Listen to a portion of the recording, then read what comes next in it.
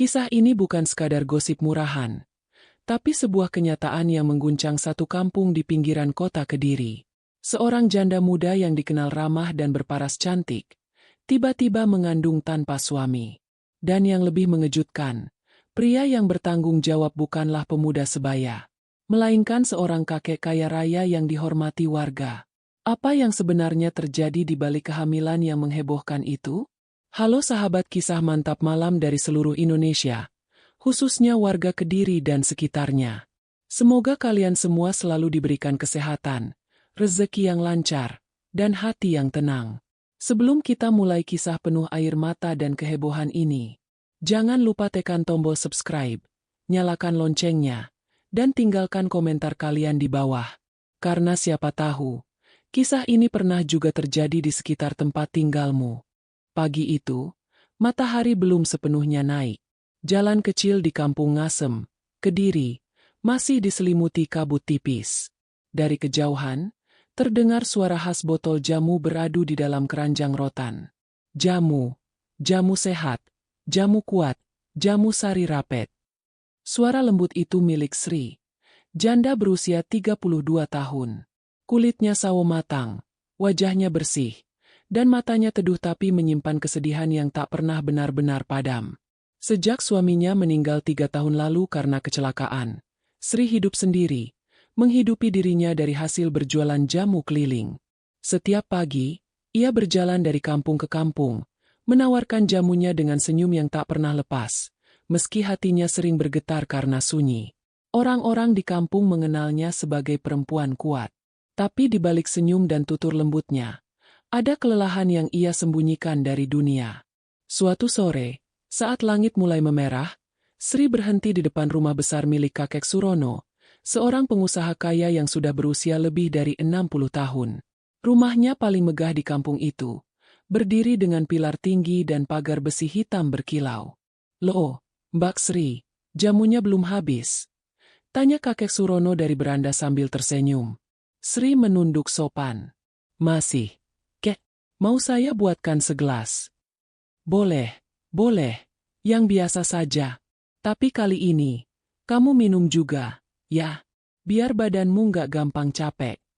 Sri agak ragu, tapi karena menghormati, ia duduk di kursi bambu di depan rumah. Dari percakapan sore itu, entah kenapa, kakek Surono terasa berbeda. Ia tidak seperti pria kebanyakan. Tutur katanya lembut, penuh perhatian, dan seolah memahami semua kesedihan yang Sri pendam. Hari berganti minggu. Setiap sore, Sri mampir ke rumah kakek Surono. Kadang hanya untuk mengantarkan jamu, kadang duduk berbincang tentang masa lalu, kadang diam bersama menatap senja. Warga sempat berbisik-bisik, tapi Sri hanya menunduk, tak menanggapi apapun. Hingga suatu malam, saat hujan deras mengguyur kampung dan Sri berteduh di rumah kakek Surono karena jalannya becek, kakek Surono menyuruh Sri untuk berteduh di ruang tamu rumah kakek Surono. Kakek Surono memberi teh hangat supaya Sri tidak kedinginan. Mereka berbincang-bincang di ruang tamu. Ada tatapan yang lebih dari sekedar ngobrol biasa dari kakek Surono, sesuatu yang bikin hasrat kakek Surono naik kembali. Setelah bincang lama dan hujan tidak reda-reda, sehingga Sri masih kedinginan karena baju kebayanya yang masih basah. Lalu kakek Surono menawarkan bantu melepaskan baju kebaya Sri untuk dipakaikan baju daster milik istrinya dulu. Dari situlah kakek Surono bisik ke kuping Sri bahwa dia sedang naik. Lalu Sri balas, "Iya kek, saya juga lama tidak disentuh," dengan manja.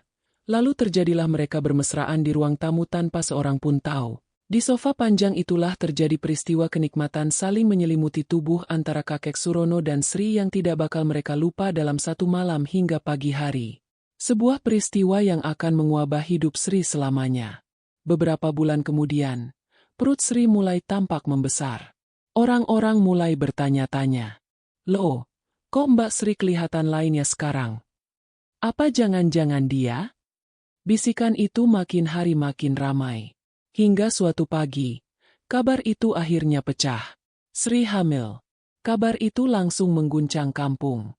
Ibu-ibu berkumpul di warung. Bapak-bapak saling berbisik di pos ronda. Tak ada yang berani menuduh. Tapi semua ingin tahu, siapa ayah dari janin itu? Dan di tengah kehebohan itu, Satu nama mulai disebut-sebut. Kakek Surono. Sri hanya bisa menangis diam-diam di rumahnya yang sederhana. Ia tahu, dunia akan menghakiminya tanpa mendengar penjelasan. Tapi bagaimana mungkin ia bisa bercerita, jika cinta itu datang bukan karena nafsu, melainkan karena kesepian dua jiwa yang sama-sama kehilangan? Sejak pagi buta, suara bisik-bisik sudah terdengar di sepanjang jalan kampung Ngasem. Di warung, di depan musala, bahkan di depan rumah kepala RT, nama Sri disebut di mana-mana. Katanya Sri itu sekarang lagi isi. Loh? Ah masa? Siapa yang tanggung jawab? Loh, kamu nggak tahu? Katanya sama kakek Surono. Tuh, orang tuanya kaya, rumahnya besar. Pantes aja tiap sore Sri ke sana. Begitulah suara-suara kecil yang akhirnya menjelma menjadi fitnah besar. Fitnah yang tak hanya menusuk Sri, tapi juga menyeret nama seorang kakek terhormat.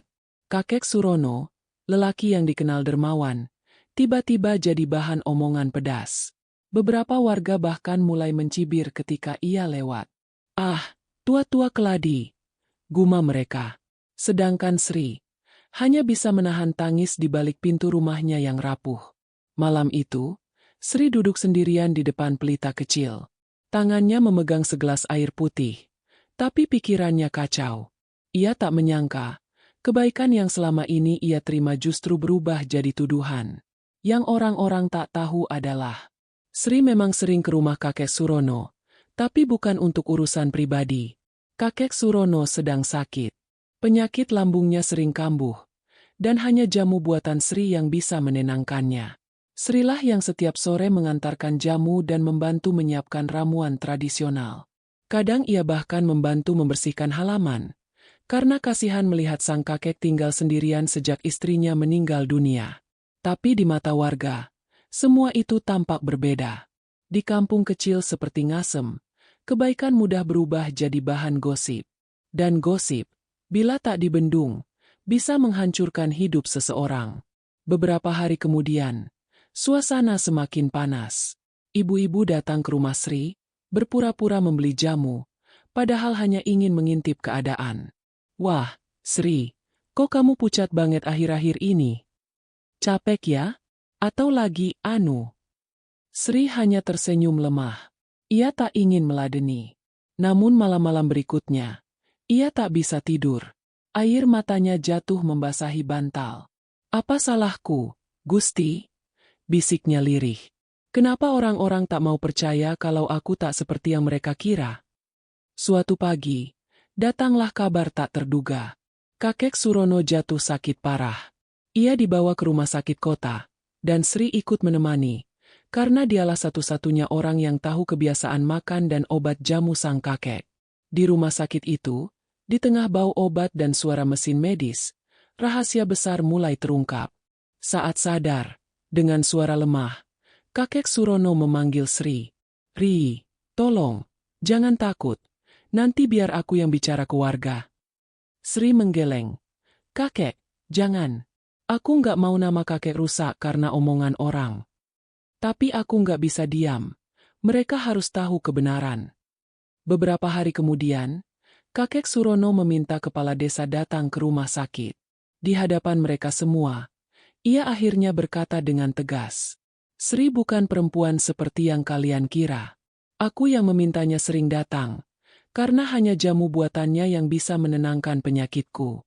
Kalau dia terlihat sering di rumahku, itu karena aku yang memohon. Jangan lagi ada yang menuduhnya macam-macam. Kepala desa dan beberapa warga yang hadir hanya bisa saling pandang. Tak ada yang menyangka, pria sepuh itu berani bicara sejujurnya di tengah sakitnya. Namun, fitnah tak semudah itu padam. Beberapa warga masih ragu. Ada yang berkata, mungkin dibela karena rasa kasihan. Ada pula yang sinis. Kalau memang gak ada apa-apa, kenapa begitu dekat? Sri kembali jadi buah bibir. Tapi kini ia tak menangis lagi. Ia sudah lelah menepis omongan. Yang bisa ia lakukan hanya satu, membuktikan dengan waktu bahwa kebenaran akan berdiri sendiri. Beberapa minggu berlalu. Sri mulai jarang keluar rumah, fokus merawat jamu dan hidupnya yang sederhana. Namun diam-diam, ia menulis sesuatu di buku harian kecilnya. Tulisan yang kelak akan membuka semua kebenaran. Sesuatu yang lebih dalam dari sekadar fitnah atau hubungan antar manusia. Karena sebenarnya, Sri menyimpan sebuah rahasia besar tentang masa lalunya, yang tak pernah ia ceritakan pada siapapun. Dan rahasia itulah yang membuat semua fitnah ini tampak masuk akal. Padahal kenyataannya jauh lebih rumit daripada yang orang bayangkan. Angin sore berembus pelan dari arah sawah. Di depan rumah kecil berdinding papan, Sri duduk termenung memandangi langit. Di pangkuannya, terbuka sebuah buku catatan tua dengan sampul lusuh. Di sanalah ia menulis semua hal yang tak pernah bisa ia ucapkan pada siapapun. Setiap huruf di buku itu seperti menahan air mata yang sudah lama tak tumpah. Dan di halaman ke-17, tertulis nama yang membuat napas Sri tercekat. Raka Surono. Ya, nama itu milik anak laki-laki kakek Surono, yang dulu sempat menjadi bagian penting dalam hidupnya. Beberapa tahun silam, sebelum Raka merantau ke luar negeri, ia dan Sri pernah saling menyimpan rasa, diam-diam, tanpa pernah benar-benar diungkapkan. Raka adalah pria pertama yang membuat Sri tersenyum setelah kematian suaminya. Ia sering membeli jamu di warung Sri, bukan karena sakit, tapi karena ingin melihat perempuan yang sederhana namun berani melawan hidup. Mereka sering berbincang lama di bawah pohon mangga dekat warung. Namun saat hubungan itu mulai tumbuh, takdir berkata lain. Raka harus berangkat bekerja ke Kalimantan. Ia berjanji akan kembali, tapi waktu dan keadaan memisahkan mereka. Beberapa bulan setelah Raka pergi, Sri mendapat kabar bahwa ia meninggal dunia akibat kecelakaan kerja. Berita itu membuat Sri hancur. Sejak saat itu, ia menutup diri, tak ingin jatuh cinta lagi. Tapi takdir seperti mempermainkannya, karena justru ayah dari pria itu, kakek Surono, yang kelak memberinya tempat bersandar. Malam itu, Sri memandangi foto lama yang ia temukan di antara tumpukan buku. Foto dirinya dan Raka sedang tersenyum, masih muda, penuh harapan. Raka, kalau saja kamu tahu, semua ini bukan salah kakekmu, bisiknya lirih. Ia tahu, sejak dulu kakek Surono menyayangi dirinya bukan karena nafsu, melainkan karena rasa tanggung jawab dan kasih yang diwariskan dari mendiang anaknya. Kakek Surono merasa bersalah, karena andai saja ia dulu tidak memaksa Raka merantau, mungkin anaknya masih hidup, dan Sri tidak akan menjadi janda muda yang kesepian. Itulah alasan mengapa sang kakek begitu perhatian. Mengundang Sri datang bukan untuk hal terlarang, melainkan untuk mengenang anaknya, dan untuk menebus rasa bersalah yang tak bisa dihapus waktu. Namun, rahasia ini tak bisa Sri ceritakan begitu saja kepada warga. Bagaimana mungkin ia menjelaskan bahwa cinta yang dulu ada kini berubah menjadi ikatan batin antara dua jiwa yang sama-sama kehilangan? Masyarakat takkan mengerti. Mereka hanya melihat dari luar, menilai dari tampilan, tanpa tahu isi luka di dalam hati. Malam makin larut. Sri menutup buku catatan itu dan menatap foto Raka sekali lagi. Air matanya menetes. Tapi kini bukan karena takut, melainkan karena ia mulai belajar menerima. Ia berbisik lirih. Raka, aku janji akan tetap jaga nama baik keluargamu. Aku tahu, kalau kamu masih ada, kamu pasti nggak mau melihat ayahmu dihina. Beberapa hari kemudian, kakek Surono membaik dan pulang dari rumah sakit. Ia memanggil Sri ke rumah, duduk di kursi rotan yang biasa mereka pakai untuk minum jamu sore. Ri, aku tahu kamu pasti terluka karena semua omongan orang. Tapi jangan takut. Suatu saat, kebenaran akan muncul.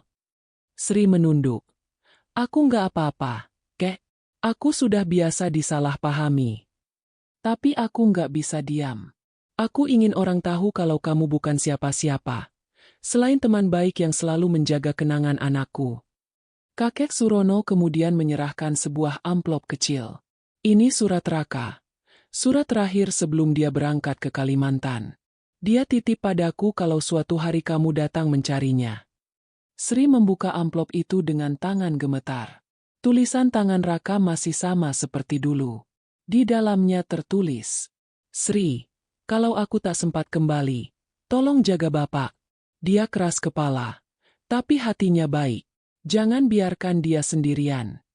Air mata Sri tak bisa ditahan lagi. Ia akhirnya mengerti mengapa hidup mempertemukannya lagi dengan kakek Surono. Bukan untuk aib atau fitnah, tapi untuk menepati pesan cinta terakhir dari orang yang telah pergi. Hari itu, Sri keluar dari rumah sang kakek dengan langkah ringan. Ia tak lagi merasa bersalah atau takut. Meski dunia menuduh, ia tahu satu hal, Tuhan dan Raka pasti tahu yang sebenarnya. Dan dari hari itu pula, Sri berjanji, ia akan terus berjualan jamu, tapi bukan sekadar menjual minuman herbal. Ia akan menyebarkan cerita tentang kesabaran, tentang kebaikan, dan tentang bagaimana cinta sejati tidak selalu harus dimiliki untuk bisa dirasakan. Pagi itu, langit kampung Ngasem tampak mendung. Udara dingin berembus membawa ketegangan yang sulit dijelaskan.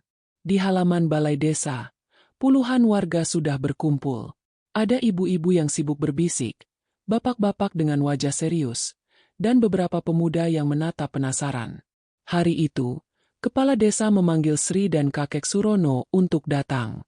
Bukan untuk menghukum, tapi untuk menjernihkan fitnah yang sudah terlalu lama membakar hati warga. Biar hari ini semua jelas, kata Pak Lurah dengan suara mantap, supaya tak ada lagi omongan yang menyesatkan. Sri datang dengan langkah pelan, memakai kebaya sederhana warna coklat tua. Di wajahnya tampak gugup, tapi juga pasrah. Kakek Surono datang dituntun oleh cucunya.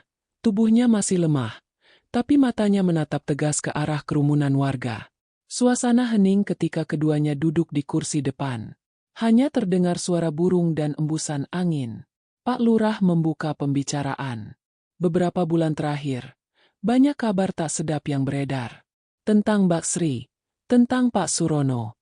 Fitnah ini menimbulkan kegaduhan, bahkan membuat hubungan antar warga jadi renggang. Hari ini, saya ingin semuanya disampaikan jujur di depan umum. Sri menunduk. Hatinya berdegup kencang. Tapi sebelum ia sempat bicara, kakek Surono mengangkat tangan. Biar saya yang mulai. Suara kakek itu bergetar tapi penuh wibawa. Semua yang kalian lihat selama ini memang benar. Sri sering datang ke rumahku. Tapi bukan karena hal yang kalian pikirkan. Ia datang karena aku yang meminta. Beberapa warga berbisik, tapi kakek Surono melanjutkan dengan tenang. Sri membantu membuatkan jamu untuk kesehatanku. Ia juga membantu membersihkan rumahku. Tapi lebih dari itu, ada hal yang selama ini kusembunyikan, demi menjaga perasaan banyak orang. Ia menarik napas dalam. Sri bukan orang asing bagiku. Ia adalah perempuan yang dulu disayangi oleh anakku sendiri, Raka Surono. Sebelum Raka meninggal, ia menitipkan Sri padaku. Aku hanya menjalankan janji seorang ayah kepada anaknya. Suara gemuruh kecil langsung terdengar dari arah kerumunan. Iya, anak kakek Raka itu yang dulu kerja di Kalimantan. Loh, jadi Sri itu bukan selingkuhan. Wajah Sri mulai basah oleh air mata. Ia tak kuat menahan haru ketika mendengar nama Raka diucapkan lagi setelah sekian lama. Kakek Surono lalu mengeluarkan surat peninggalan Raka yang selama ini ia simpan, sama seperti yang pernah ia berikan kepada Sri. Surat itu dibacakan langsung oleh Pak Lurah di depan semua orang. Sri, kalau aku tak sempat kembali, tolong jaga Bapak. Dia keras kepala, tapi hatinya baik. Jangan biarkan dia sendirian. Begitu surat itu selesai dibacakan, suasana mendadak hening. Tak ada satupun yang berani bicara. Beberapa ibu mulai menunduk. Ada yang menyeka air mata diam-diam. Pak Lurah menatap warga satu persatu. Sekarang kalian tahu kebenarannya. Fitnah ini hampir menghancurkan dua orang yang sama-sama terluka. Mulai hari ini, saya minta semuanya berhenti menggunjing. Ingat, lidah bisa lebih tajam daripada pisau. Warga pun menunduk malu. Bu Ratmi, salah satu tetangga yang paling sering bergosip, maju dengan langkah pelan dan menatap Sri. Mbak Sri, maafkan saya. Saya salah sangka. Saya terlalu cepat menilai. Sri tersenyum lemah. Saya sudah maafkan, Bu. Dari dulu. Kakek Surono ikut menatap warga dengan tatapan teduh. Kalian semua seperti keluargaku. Aku tak marah. Aku hanya ingin kita belajar bahwa kebaikan kadang disalahpahami, tapi tetaplah berbuat baik. Suasana di balai desa berubah haru. Beberapa warga bahkan menepuk bahu Sri, memberi semangat. Dan untuk pertama kalinya setelah berbulan-bulan, Sri merasa bebas. Bebas dari beban fitnah, bebas dari tatapan sinis. Sore itu, setelah semua selesai, Sri kembali berjualan jamu seperti biasa. Tapi kini, warga menyapanya dengan senyum. Jamu sehat, Mbak Sri. Sekalian jamu maaf. Ya, canda salah satu pemuda sambil tertawa kecil. Sri tertawa juga. Kali ini tulus.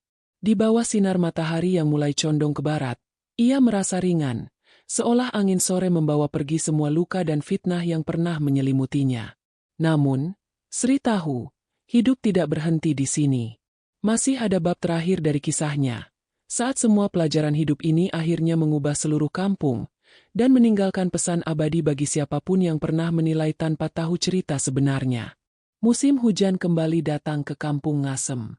Rintik air jatuh membasahi jalan kecil di depan rumah Sri, tempat di mana dulu banyak langkah-langkah gosip berseliweran. Namun kini, suara yang terdengar berbeda, bukan lagi bisik-bisik fitnah, melainkan panggilan ramah penuh kehangatan. Mbak Yusri, jamunya satu ya, yang buat pegel-pegel. Wah, Mbak Sri, sekarang jamunya makin enak, nih. Sri tersenyum sambil menata botol-botol jamu di atas meja kayu kecil di depan rumahnya. Hidupnya kini jauh lebih tenang. Warga sudah menerima kebenaran. Bahkan, beberapa orang sering datang sekadar minta maaf atau berbagi cerita. Kakek Surono pun kini jarang sakit. Ia sering duduk di kursi bambu depan rumah, menatap orang-orang lewat sambil meneguk jamu buatan Sri. "Ri," katanya suatu sore, "kau tahu kenapa jamumu disukai banyak orang?" Sri tersenyum. "Mungkin karena resepnya pas, Kek." Kakek Surono tertawa kecil. "Bukan, Nak, karena kau meraciknya dengan hati yang jujur. Itu yang bikin sembuh." Sri menunduk. Kata-kata itu menancap dalam.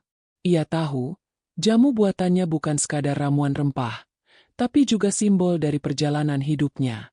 Pahit, tapi menyembuhkan. Beberapa bulan berlalu. Kampung Ngasem berubah.